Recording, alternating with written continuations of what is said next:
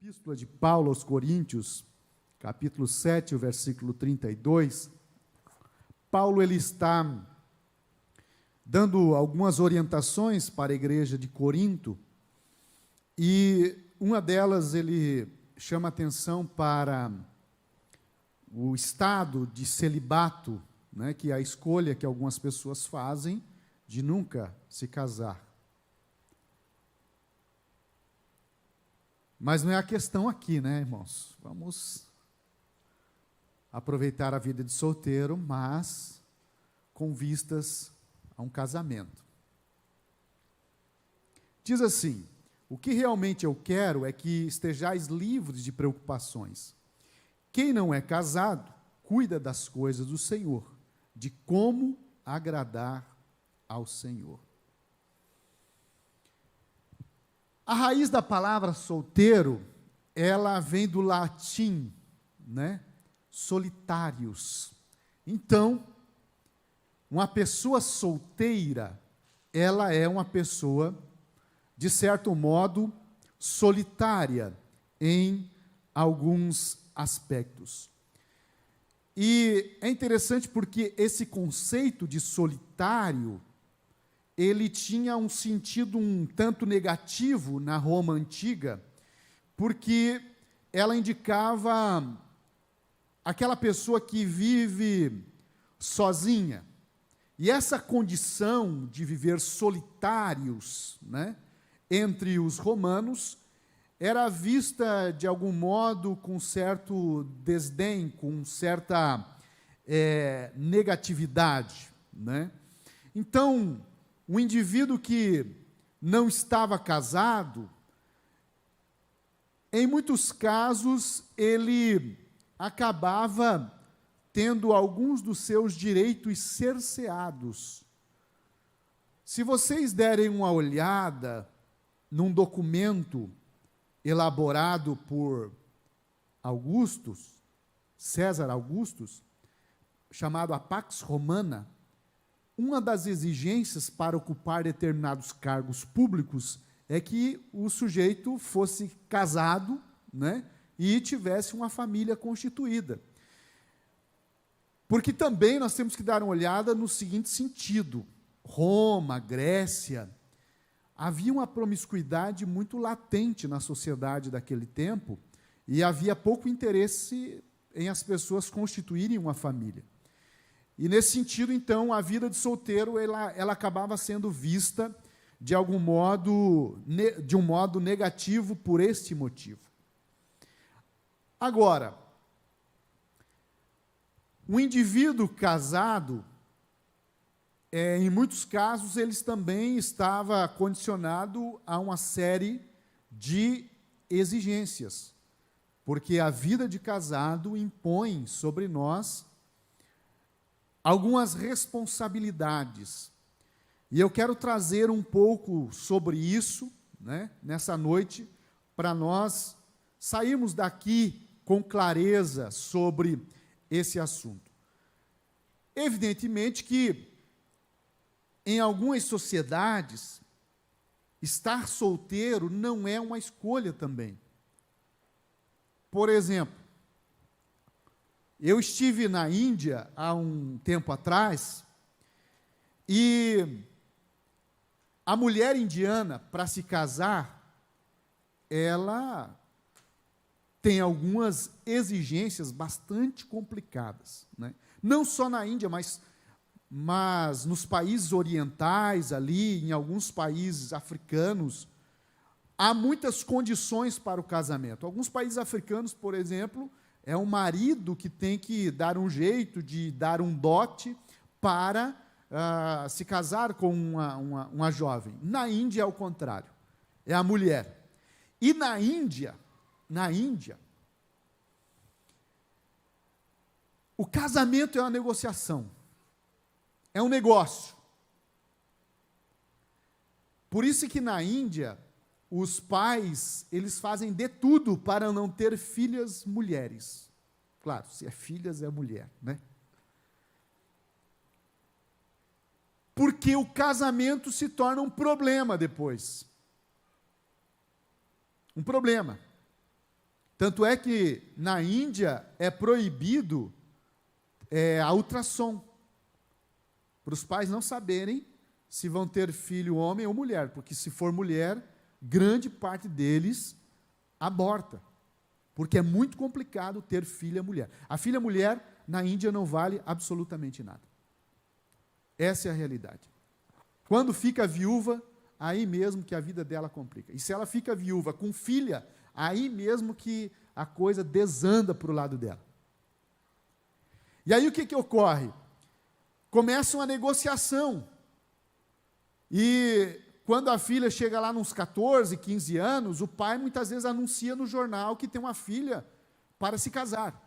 E aí as famílias começam a negociar, né, qual será o valor do dote para o casamento. Casamento.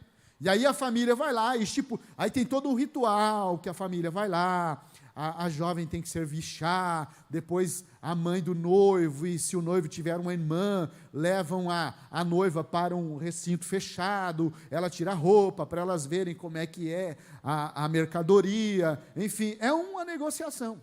Uma negociação. E muitas vezes quem decide é o pai e a mãe do noivo, nem é o noivo. Tanto é que numa cidade que eu fui, chamada Hyderabad, que tem uma montanha muito bonita, e não pode mais subir naquela montanha, porque aquela montanha se tornou lugar de suicídio de quem amava. De quem amava. Porque não se casa por amor, raríssimas exceções. Raríssimas exceções.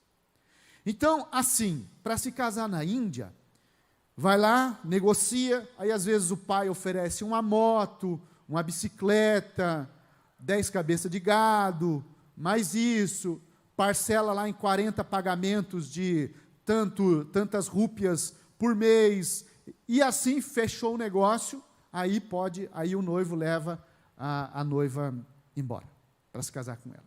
Então, nesses lugares, a noiva, casamento, ser solteira, não é uma escolha, são condições, é uma situação. No nosso caso, graças a Deus, né? Ninguém aqui está sendo negociado para casar, né? Não, né? Nós aqui, graças a Deus, temos a escolha para se casar ou não. Sim ou não? Eu acho que não, porque pelo jeito, sim ou não? Sim. É claro que existe uma certa pressão, sim ou não? Sim. Eu lembro quando eu tinha uns 25, 26 anos, eu pregava desde os 16, né, sempre envolvido com a obra de Deus e tal. E aí quando eu cheguei nos 24, 25, o pastor me procurou. Gisiel, tu está ficando velho, tu tem que casar. Eu precisava de um obreiro para cuidar de uma igreja, e não posso te colocar lá porque tu não é casado, tu tem que dar um jeito. Falei, pastor, casar com quem? Ah, tem tanta jovem na igreja, mas pastor, não é assim. Não, Gisiel, tu tem que se casar. Aí começou a vir umas certas pressões, né? Para se casar. Na verdade, as pressões começaram ali com os 19, 20. Porque quando você vira pregador, parece que se não tiver uma aliança no dedo, não tem Jesus no coração. E aí, irmãos, né? Eu tive que começar a pensar em escolher alguém, né? E também ser escolhido por alguém. E aí começam os momentos assim de apreensões. Por quê? A vida de solteiro tem umas vantagens que a vida de casado não tem. E aí você começa a pesar, né? E você vê que é uma decisão bastante complicada. Mas eu quero falar sobre o solteiro e o ministério. E eu quero começar analisando com vocês algumas visões negativas sobre estar solteiro, que muitas pessoas veem o solteiro de um modo negativo. Veem a escolha de estar solteiro por um tempo de um modo muito negativo. Isso é muito ruim. Muito ruim. Eu vou ser bem franco com vocês em algumas coisas aqui, de amigos meus que se casaram por causa do ministério. O casamento não durou. Você não pode casar por causa de ministério. Você não pode casar por causa de chamado. Você tem que casar porque você ama.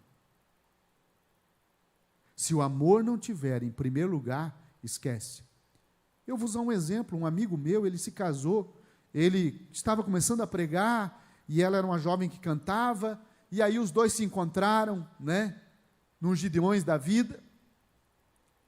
E aí um dia eu questionei ele, eu falei, ô fulano, porque pelo modo como ele tratava ela, não tratava mal, mas só que também não era aquela coisa assim de um casal, sabe, que ama, que é apaixonado, você percebe.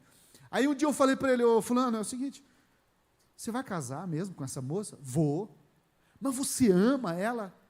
Não, amar eu não amo. Mas nós temos um ministério junto. E Deus vai colocar amor no meu coração. Falei, cara, não faz isso, pelo amor de Deus. Não, eu creio assim. Eu falei, isso é besteira. Você tem que amar para casar. E aí ele tinha todo um discurso sobre o ministério. Casaram. O casamento durou, acho que uns 6 anos. 6, 7 anos. E acabou. Outros duraram menos ainda. Então, esse é um ponto que nós temos que tomar muito cuidado, para nós não tomarmos uma decisão tão séria e nos arrependermos depois.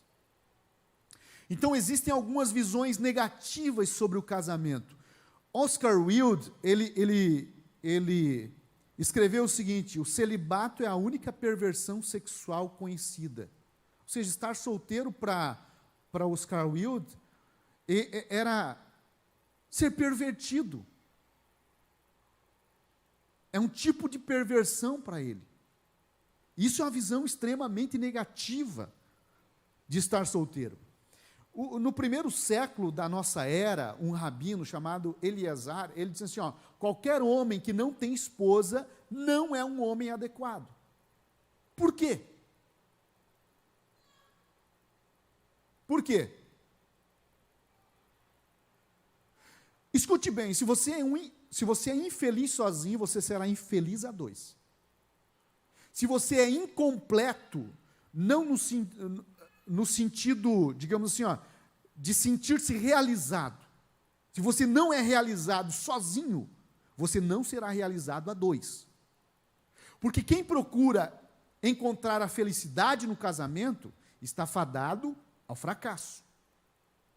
Quem procura se realizar, se tornar uma pessoa inteira com um casamento, também está fadado ao fracasso. Então, é outra visão equivocada de que qualquer homem que não tem esposa não é um homem adequado. O Talmud judaico, ele vai mais longe dizendo o seguinte, o homem que não esteja casado aos 20 anos, quem tem mais de 20 aí? Qual homem que tem mais de 20 aí? Levanta a mão, levanta a mão. Levanta bem alto a mão, não precisa ter... Não, que não é casado, para o Talmud, vocês estão vivendo em pecado.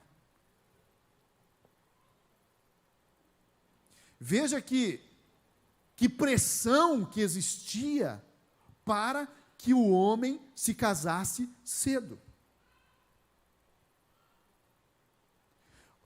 Bem,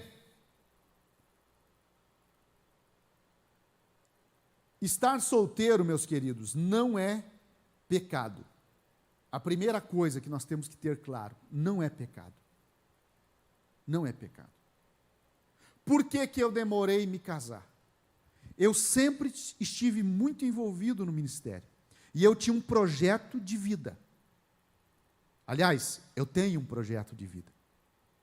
Que em algum momento dele incluiria alguém. Mas esse momento não era qualquer momento. Ele precisava seguir algumas etapas. E eu sempre fui muito metódico na minha vida em relação aos meus planos. Todo início de ano, eu faço uma lista do que eu pretendo fazer naquele ano. E eu procuro seguir à risca. Sabe por quê? Porque existe um ditado assim, ó: quem não sabe para onde vai, nem um vento é favorável. Você precisa saber para onde você vai, para você se guiar naquela direção. Então, desde muito novo, eu comecei a traçar algumas metas para a minha vida.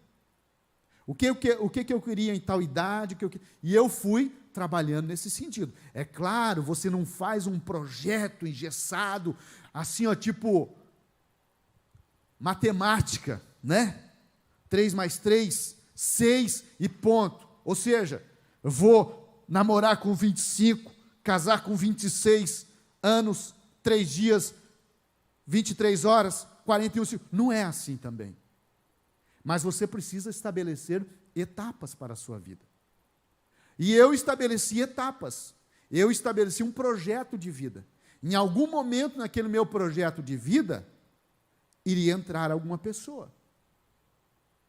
Tanto é que eu comecei a namorar com a minha esposa aos 25 e casei com 30.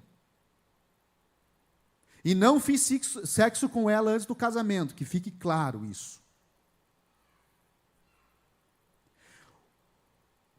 O que eu precisava? Bem, eu tenho uma pessoa que gosta de mim, eu tenho um plano, eu preciso executar algumas etapas, porque se eu me casar antes, as coisas vão bagunçar, e muita gente não entendia isso. Teve uma irmã que uma vez chamou a minha esposa, nós já estávamos namorando acho que uns 3 anos, e aí ela chamou e disse: ô fulano, é o seguinte, vem cá, eu acho que o Gesiel é gay. Primeiro ela perguntou se a gente já tinha, né? E a minha esposa disse: não. Então eu estou desconfiada que ele é gay. Por quê? Porque vocês estão demorando muito para se casar. Veja como as pessoas de fora muitas vezes têm uma visão equivocada das coisas. Eu tinha feito uma faculdade, mas eu queria terminar minha segunda faculdade. E eu só ia terminar ela perto dos 30. O que aconteceu? Aconteceu que eu tinha esse projeto. E você sabe que para você se casar, você precisa ter um bom emprego, ou pelo menos um emprego que vai te dar, você vai conseguir se manter, sem ficar dependendo do pai e da mãe, porque também não case dependendo do pai. Outra coisa, não case e vá morar na casa do pai e da mãe, ou no mesmo terreno, pelo amor de nosso Senhor Jesus Cristo. Um caso em 1 milhão dá certo, o restante é só tribulação. Ou para os pais, ou para vocês. Para algum dos dois vai ser tribulação. Então, não faça isso. E eu precisava cumprir essas etapas para que as coisas funcionassem. Então, veja bem, eu vou falar para vocês sobre as vantagens em não estar casado para desenvolver o seu ministério. Primeira coisa, não aceite pressão para casar. Não aceite pressão para casar. Encontre uma pessoa que você ame, que te ama, que te respeite, que te admire. Você não vai encontrar uma pessoa perfeita, você não vai encontrar uma princesa ou um príncipe encantado, você vai encontrar um ser humano com muitas falhas, mas com qualidades que sejam capazes de superar as falhas que a pessoa tem. Então, primeira coisa, não aceite pressão. Bem, quais são as vantagens de estar solteiro para desenvolver o seu ministério? A primeira coisa é que o solteiro, ele vive livre de preocupações. No grego temos a palavra amerinos para essa expressão, que significa sem ansiedades. A forma substantiva significa liberdade, confiança. Antes de vir para cá, eu tive que dar banho na minha filha. Aí dei banho nela, sequei ela, tá? Coloquei ela lá com a minha esposa, porque a minha esposa estava ocupada com outras coisas. De vez em quando, a minha esposa, ainda bem que ela não está aqui, eu vou poder falar muita coisa. E se ela descobrir depois, Deus vai pesar a mão sobre você. Tá? Minha esposa gosta de um cartão de crédito, irmãos do céu. Você nem sabe a preocupação que eu tenho quando ela pega aquele cartão de crédito e vai para o shopping. Eu não consigo nem tomar café direito, porque eu sei que vem bomba depois. Não é tanto assim, tá, gente? Mas ela gosta de gastar. Então, é uma preocupação que eu tenho que antes eu não tinha. Quando eu era solteiro, eu não tinha. Existem outras preocupações, por exemplo, quando você tem filho. Esses dias eu andava com as dores meio estranhas no corpo, e aí eu fui para a internet e procurar o que era, e tá aí lá procurando, e tal. De repente, num artigo, sintomas de câncer. Gente do céu, teve uma noite que eu não dormi direito. Pensei, meu Deus, eu tenho 2 filhinhos pequenos, e se eu morrer, Jesus? A ansiedade tomou conta, gente. Eu levantei e fui orar para Deus tirar aquilo ali do meu coração. Coisa que quando você não tem filho, quando você não é casado, você não tem essas preocupações. Quando você não... Gente, quando eu era solteiro, olha o que eu aprontei na igreja. Eu e meus amigos, a gente ia para a igreja, a gente ficava, para vocês terem uma ideia, a gente ficava até 6 horas da manhã na igreja. Dia de semana, tá? Às 7h30 tinha que trabalhar, e nós ficávamos até 5h30, 6 horas da manhã, orando, lendo a Bíblia, conversando, e tal. Nem via a hora passar. Hoje em dia você acha que eu posso fazer isso? Eu não posso fazer isso. Nem que eu quisesse. Porque 7h30 da manhã, tem 2 bacuri que levantam de manhã cedo, né? E eles querem café, eles querem festa, então não posso dormir muito tarde. Então veja que para o ministério, para o envolvimento ministerial, a vida de solteiro, ela te dá algumas vantagens, dentre elas, a de você não ter que se preocupar com uma família. Porque eu vou dizer uma coisa para você, eu sou extremamente feliz com o casamento que eu tenho, com a família que eu tenho, mas existe um peso sobre os meus ombros. Por quê? Porque eu preciso dar conta do recado. Eu preciso atender às necessidades da minha esposa, afetivas, de tempo, de qualidade. Coisa que antes não tinha essa preocupação. Então veja que o solteiro tem umas vantagens bastante interessantes. E tem a liberdade, por exemplo, de ir para o 2 Suas Férias. Quem aqui já foi no 2 Suas Férias? Quem vai agora no próximo 2 Suas Férias? Esses tempos eu queria ir. Aí, até tinha conversado com o Gessé, chegou perto da... Aí começou a surgir umas coisas, filho pequeno, aí eu desisti de ir. Agora, quando meus filhos estiverem um pouquinho maior, eu vou levar todo mundo para o 2 Suas Férias. Vai um ônibus só com a minha família. Então veja que a vida da gente, ela muda em relação a preocupações, em relação à liberdade. O que eu estou querendo enfatizar com isso? Aproveite enquanto você é solteiro para se envolver ao máximo na obra de Deus. Para fazer o máximo que você pode.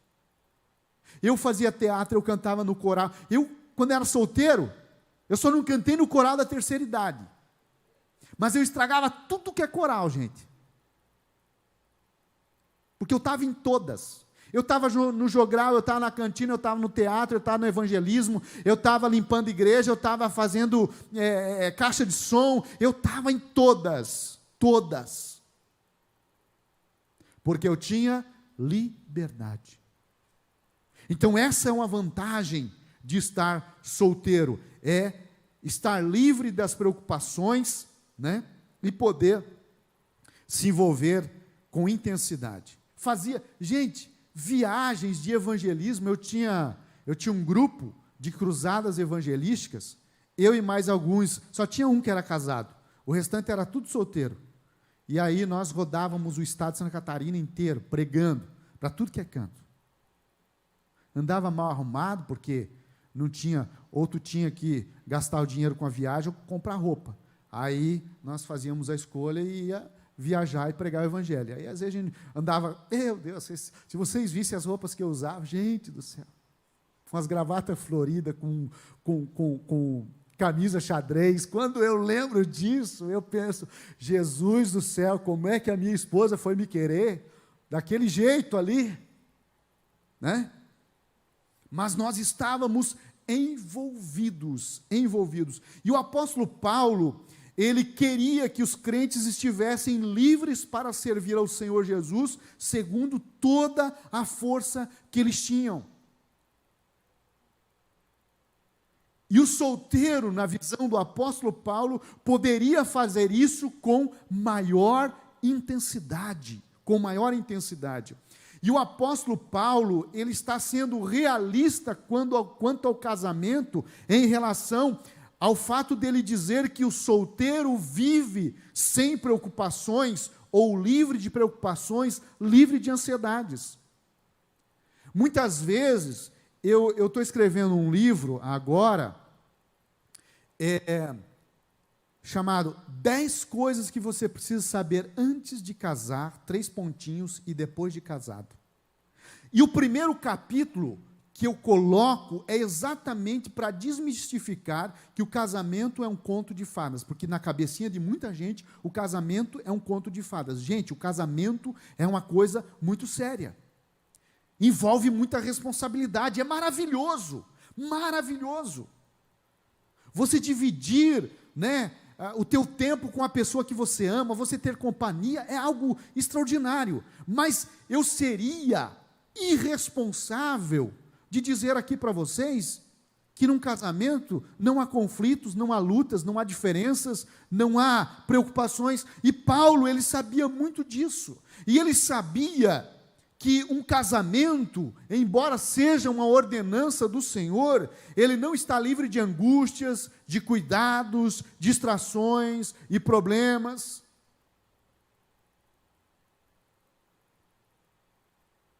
Hoje em dia, quando a minha esposa fica doente,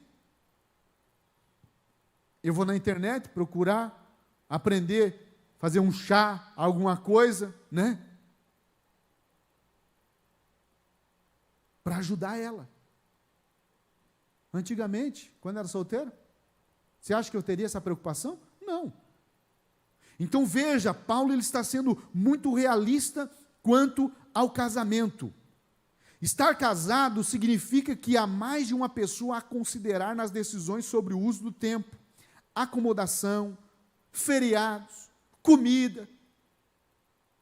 Quantos aqui que estão aqui essa noite que são casados?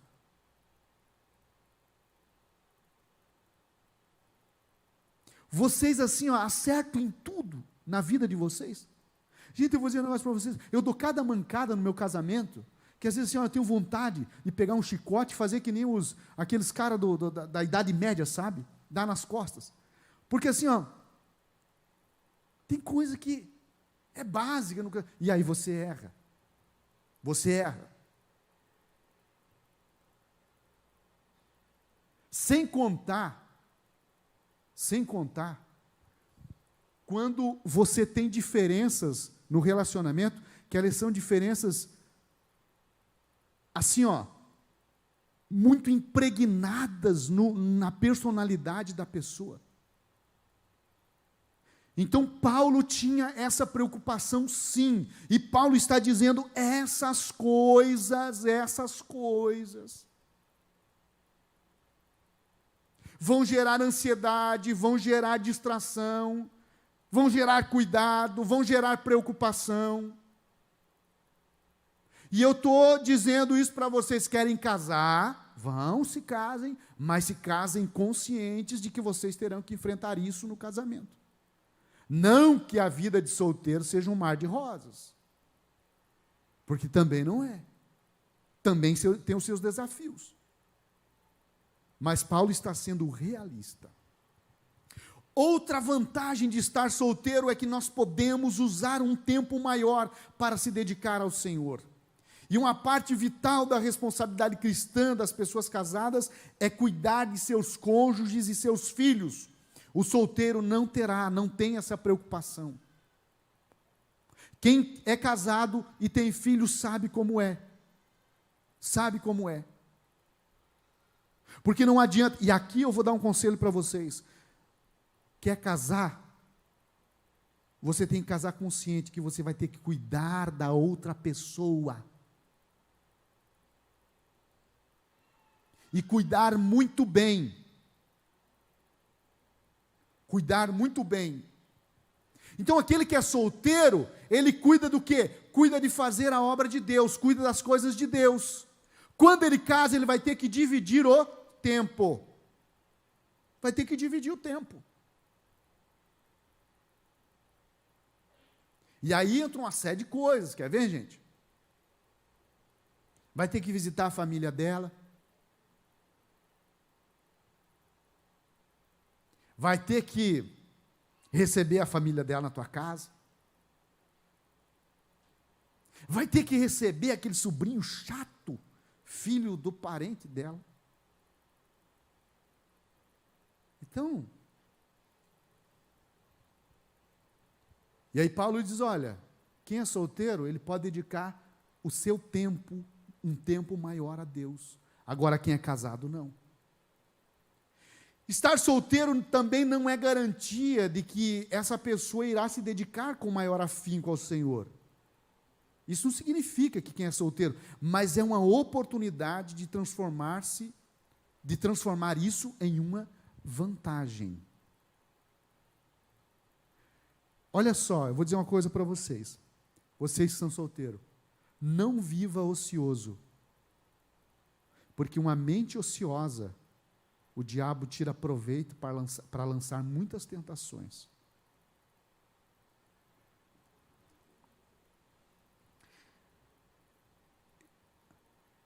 Eu lembro que, há um tempo atrás, eu estava conversando com uma pessoa e a pessoa falou que ia casar porque queria muito, muito, muito fazer aquilo. Falei, meu amigo, não faz isso não. Não casa só pensando naquilo, porque você vai ver que assim, no começo até há uma certa intensidade, depois ela diminui, né? Não muito, mas dá uma equilibrada, e você vai ver que isso não é tudo. A minha mãe dizia para nós o seguinte: case com uma pessoa que você gosta de conversar. Sabia disso? Porque um dia a beleza vai embora, a vitalidade vai embora, chega um dia que nem o azulzinho resolve mais. Só vai sobrar o quê? O companheirismo, a amizade. E uma das coisas que levou eu a casar com a minha esposa é que eu amava ela, evidentemente, mas era a pessoa que eu mais gostava de conversar e é a pessoa ainda hoje que eu mais gosto de conversar. É a minha esposa. Então, não case pensando só naquilo. Agora vamos falar um pouquinho sobre as desvantagens em não estar casado para desenvolver seu ministério. Primeiro, o ser humano é por natureza carente de afeto e intimidade com o sexo oposto. O fato de não estar casado implica na ausência dessa experiência. Irmãos, a sexualidade, o sexo foi Deus que fez. Foi Deus que fez para o homem e a mulher desfrutar isso no casamento. E nós E Deus foi tão sábio que Ele programou o nosso corpo para nós chegarmos numa idade, esse corpo ele ir se transformando, né? Produzindo determinados hormônios para modificar esse corpo e nós temos um desejo pelo sexo oposto. E aí concretizar, evidentemente, esse relacionamento, que vocês sabem muito bem o que estou falando. Então, essa necessidade está em nós. Foi Deus que fez, Deus que criou. Deus que criou. O solteiro tem essa desvantagem de ter que enfrentar esses desejos, lidar com esses desejos sem pecar. Hoje em dia, infelizmente, a coisa está tão bagunçada que eu não sei o que será do mundo, né? Mas a coisa ela desandou. Que as pessoas perderam completamente o pudor, o respeito pelo próprio corpo. As pessoas estão se entregando à vontade.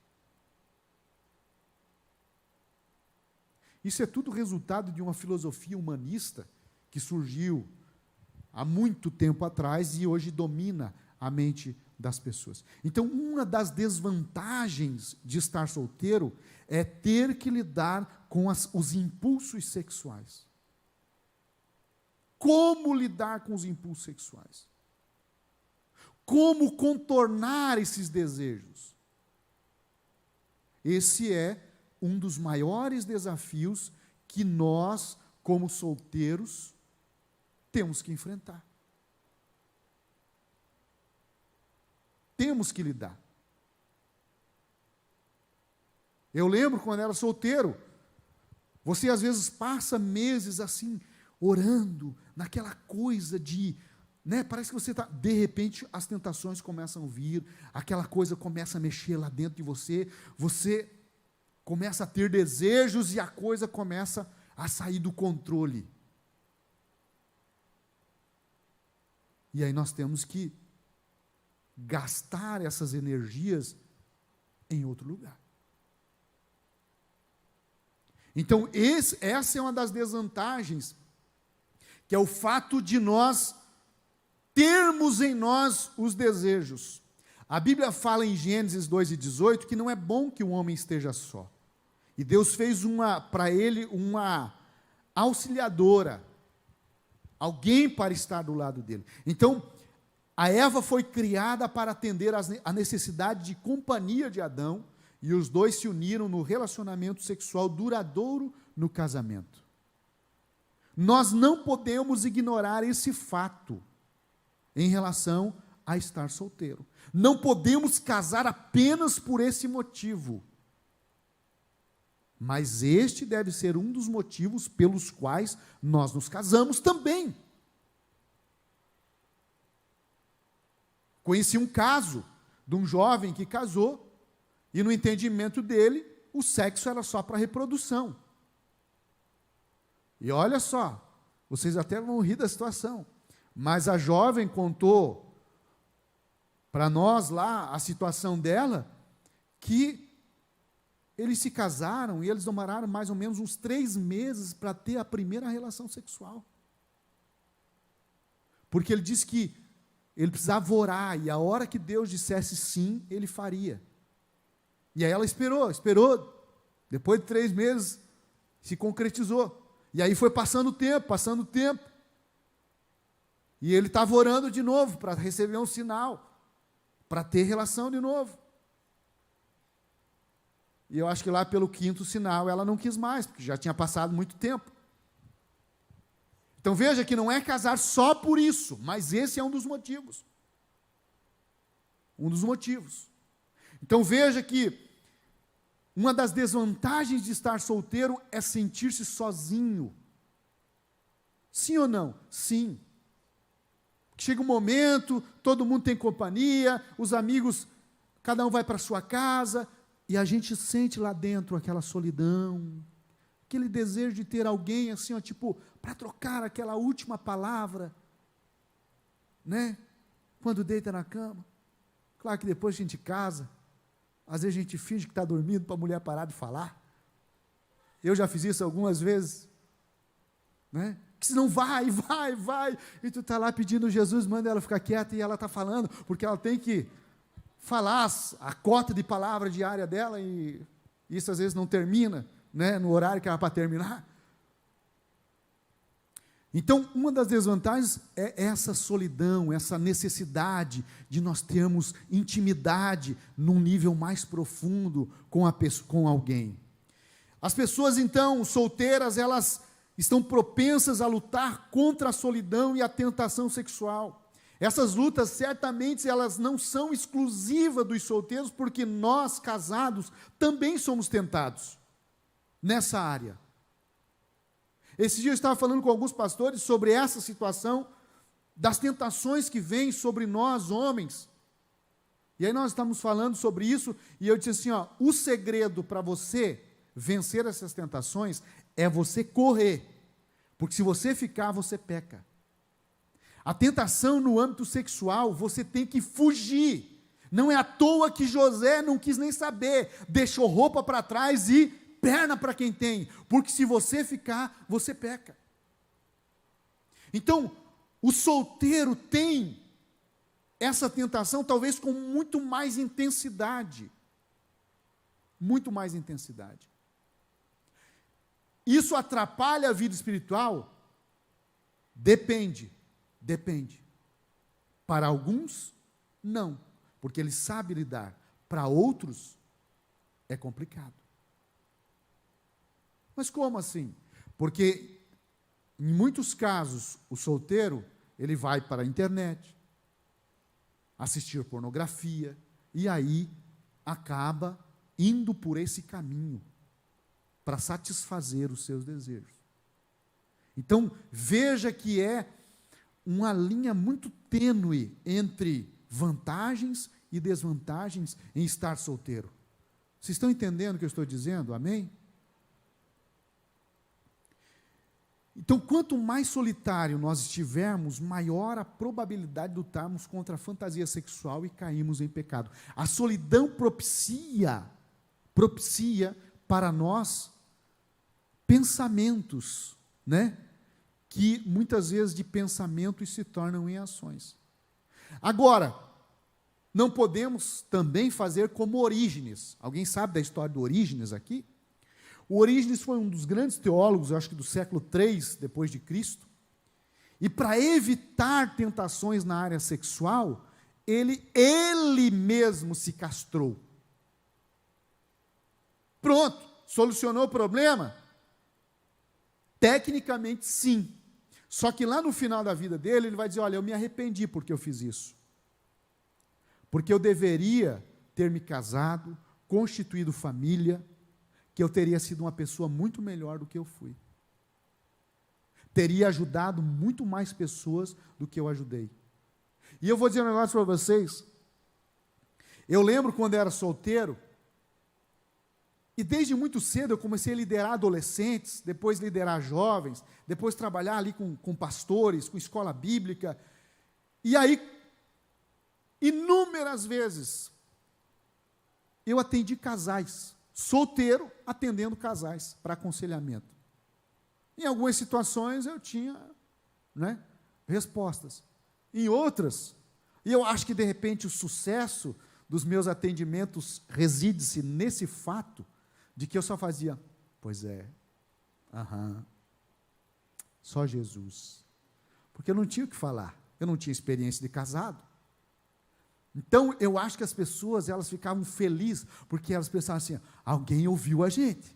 Porque você sabe, quando a pessoa vai procurar aconselhamento, ela quer falar. Não necessariamente ela quer ouvir, ela quer falar.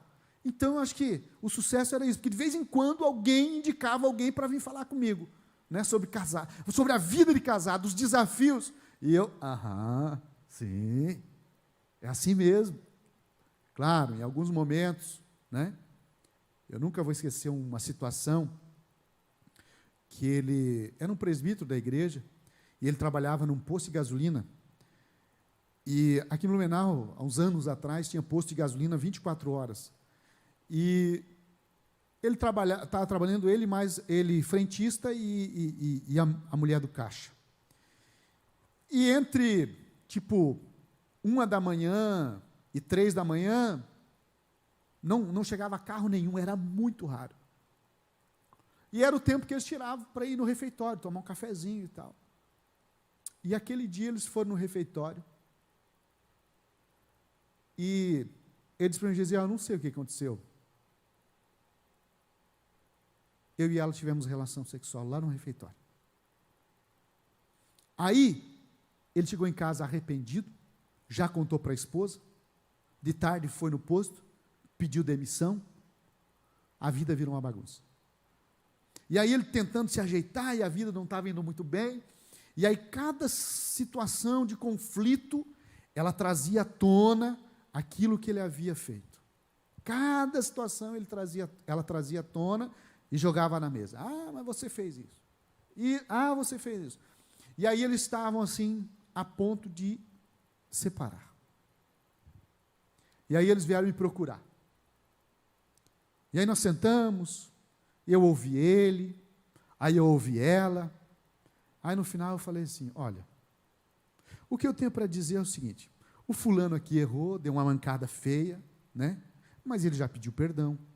Ele, inclusive, saiu lá do lugar onde aconteceu para não ter mais nenhum tipo de contato. Enfim, houve arrependimento, pediu perdão, confessou para você. Agora, ou você perdoa, ou você vai embora. Porque eu disse assim, ó, se você continuar trazendo toda a vida que houver um conflito, trazer isso e jogar na cara dele, não vai funcionar. Ah, mas eu não consigo esquecer. Eu falei, quem é que diz que tem que esquecer? O perdão não é esquecer, você vai ter que aprender a lidar com isso. Você vai ter que aprender a enfrentar esse rancor quando ele quiser vir à superfície. Isso é perdoar. Moral da história. Passaram-se um bom tempo, e aí um dia ele veio me procurar, ele falou, Gisiel, depois daquele dia a nossa vida mudou completamente. Nosso casamento é outro. Moral da história, 20 anos depois, hoje em dia ele é pastor, cuida de uma igreja, eles têm filhos, vivem muito bem, porque foi dada uma orientação de um solteiro para um casado. Então veja, o que eu estou querendo dizer com isso? Veja que você pode ser usado por Deus no estado em que você está. Por isso que eu sou contra essa pressão de muitas vezes querer fazer um jovem se casar. É importante o casamento? O casamento é uma dádiva de Deus? Mas ele tem que ser no tempo certo e com a pessoa que você ama. Outra coisa, em relação ao casamento. Ore a Deus. Não vá atrás de profecia, de vidente, de São Jorge, Santo Antônio. Não vá atrás dessas coisas. Ore. Que Deus vai te dar o direcionamento certo em relação a isso. Bem,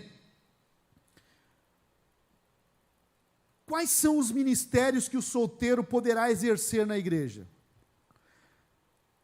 A questão é, o primeiro ponto em relação a essa pergunta é que é necessário conhecer os programas da igreja que ele frequenta, para então exercer aquele ministério que se adeque à sua realidade. Nem todos os ministérios podem ser exercidos por solteiros. Agora, um solteiro também não pode se limitar a ministérios muito específicos. Eu entendo, eu lembro que quando eu fui para uma outra cidade, tinha um pastor muito bacana que eu trabalhei com ele uns 3 anos, e eu era solteiro, e eu sempre consultava ele sobre o que eu poderia estar fazendo na igreja. E essa é a melhor coisa, porque o pastor como você é solteiro, ele vai te direcionar para aquilo que você pode fazer na igreja. Existe muita coisa a ser feita na obra do Senhor. Nós precisamos conhecer quais são os programas que a igreja tem e receber uma orientação do pastor para que nós venhamos desenvolver o nosso ministério. Uma coisa que nós temos que entender é que o nosso chamado, nós temos que começar a exercer ele, independente de estarmos casados ou não. Porque quando nós casarmos, a outra pessoa vai apenas somar no nosso ministério. Não posso esperar para casar, para começar algo na obra de Deus. Eu preciso me envolver intensamente no ministério. Então, olha só, o fato de ser solteiro, ele pode limitar nossa atuação em algumas situações. Um exemplo disso é o aconselhamento pastoral. Eu fiz várias vezes, porque quando me procuravam, o pastor às vezes não estava ali na igreja, senão eu fazia um encaminhamento. Porque era uma área que eu não dominava. Por mais que eu gostasse de ler muita coisa relacionada ao casamento, mas eu não tinha a experiência. Porque eu vou dizer uma coisa para vocês aqui, ó. Existem coisas que nós aprendemos na teoria, que quando vai para a prática, nós temos que fazer uma reavaliação. Porque tem coisa que teoricamente é muito bonito, na prática não funciona da mesma maneira que estão nos livros. Porque às vezes funcionou daquele jeito para aquele fulano naquela situação. Mas a realidade para nós é outra. Então, existem algumas coisas na igreja que limitam um pouco o nosso trabalho. Por isso que nós devemos buscar a orientação pastoral.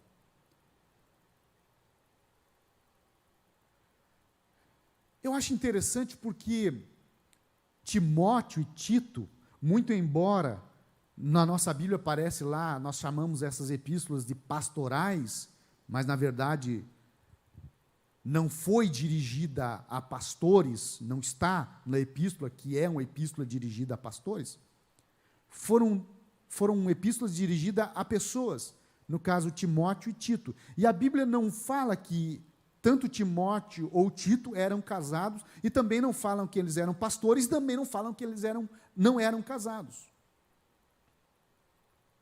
A maior parte dos intérpretes entendem que, por ocasião da escrita das cartas, Timóteo e Tito não eram casados. Talvez se casaram depois, mas por ocasião da escrita não eram casados. Mas você vai observar que Timóteo tinha um ministério muito próspero e muito importante para a igreja primitiva. As epístolas que Paulo escreve a Timóteo, que são duas, são epístolas de orientação, aonde ressalta também as virtudes de Timóteo.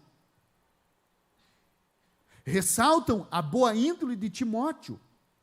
Chama a atenção para o fato de que Timóteo tinha um ministério e que as pessoas não deveriam desprezar o dom que havia em Timóteo.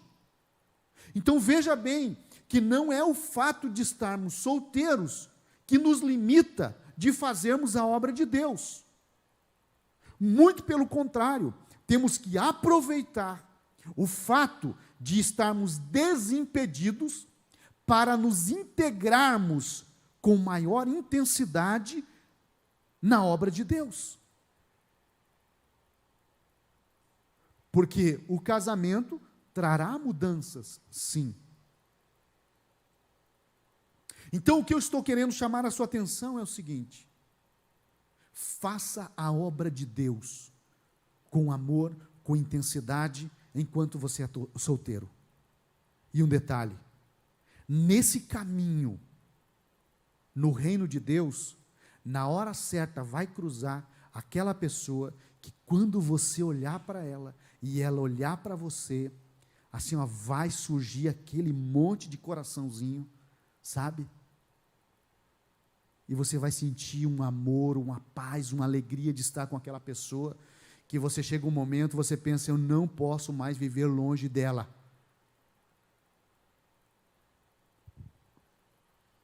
Deixa eu contar um testemunho para vocês.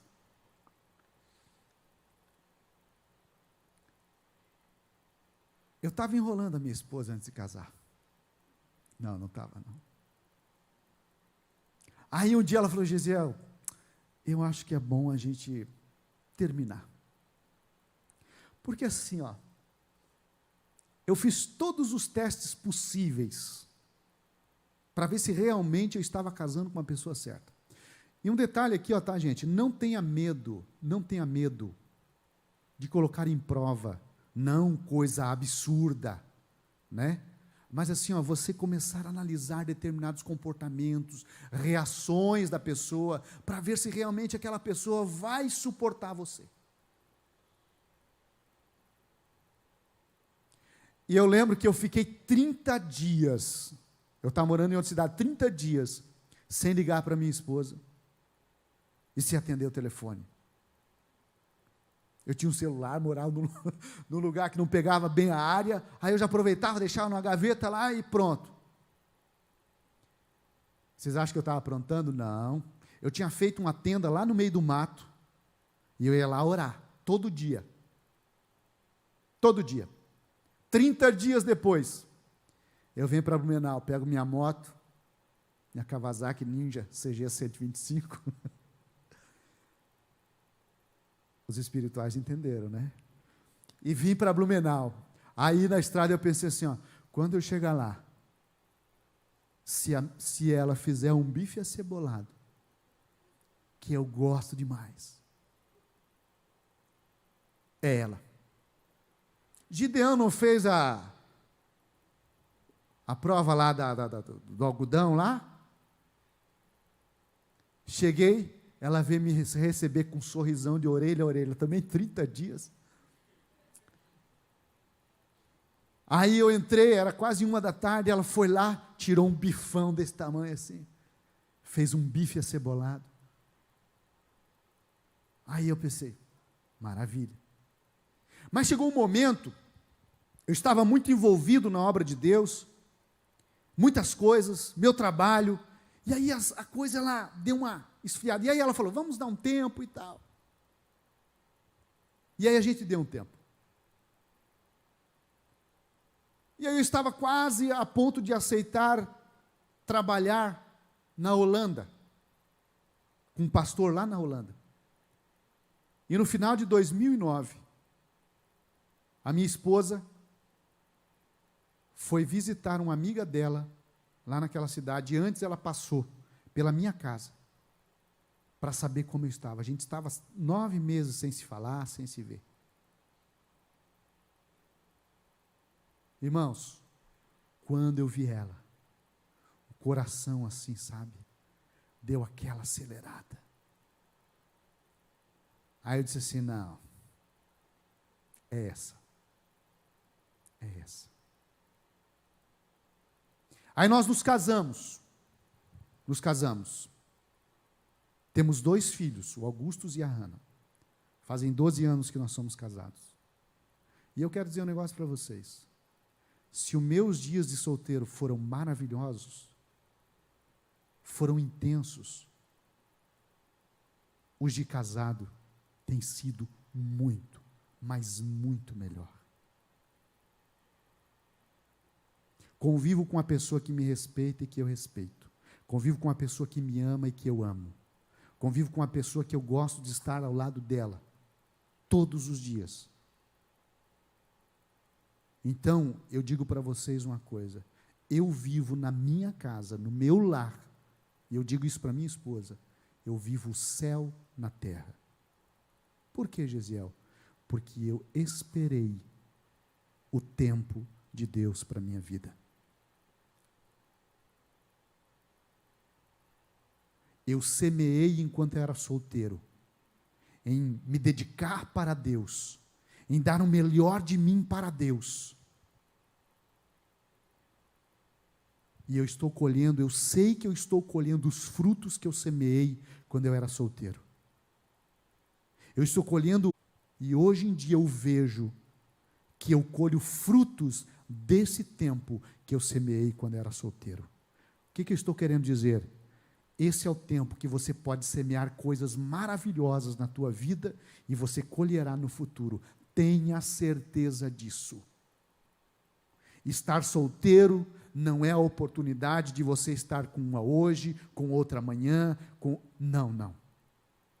Você pode conhecer pessoas, você pode flertar com as pessoas, isso é normal da nossa vida. Agora, não brinque com o sentimento de ninguém. Teve um amigo meu que ele fez muita menina de boba, fazia ela se apaixonar por ele. Quando estava apaixonado, ela brincava com os sentimentos dele. O que aconteceu? Conheceu uma jovem, se casou com ela. Depois que se casou, ela fez a mesma coisa que ele fazia. Ele amava ela, mas ela brincava com os sentimentos dele. E por fim, deu um chutão assim naquele lugar dele, no traseiro, e não quis mais saber dele. Então, esse é o momento de você semear coisas boas, de você aproveitar e dar o melhor de você para Deus. O casamento é maravilhoso, mas vai trazer mudanças. E uma boa parte dessas mudanças diz respeito ao tempo que você vai dedicar ao Senhor, à liberdade que você vai ter, enfim. Então esse é o meu conselho para você nesta noite, para finalizar. Devemos receber nossa situação na vida, seja estar solteiro ou casado, como um dom da graça de Deus para nós. Outra coisa, mantenha os seus olhos fixos no céu, porque é o nosso relacionamento eterno com Cristo que em última instância importa. Amém? Amém? Quantos estão orando aqui para se casar? Gente, isso não quer dizer, eu estou orando porque eu quero casar. Não é isso. O meu filho tem 5 anos e eu já oro pela futura esposa dele. A minha filha tem 1 ano e meio e eu já oro pelo futuro esposo dele. Ore para que Deus coloque uma pessoa boa de Deus na tua vida. Quanto mais você orar, melhor. Então ore, peça discernimento para Deus, peça a direção do Senhor, para que você tenha uma vida abençoada.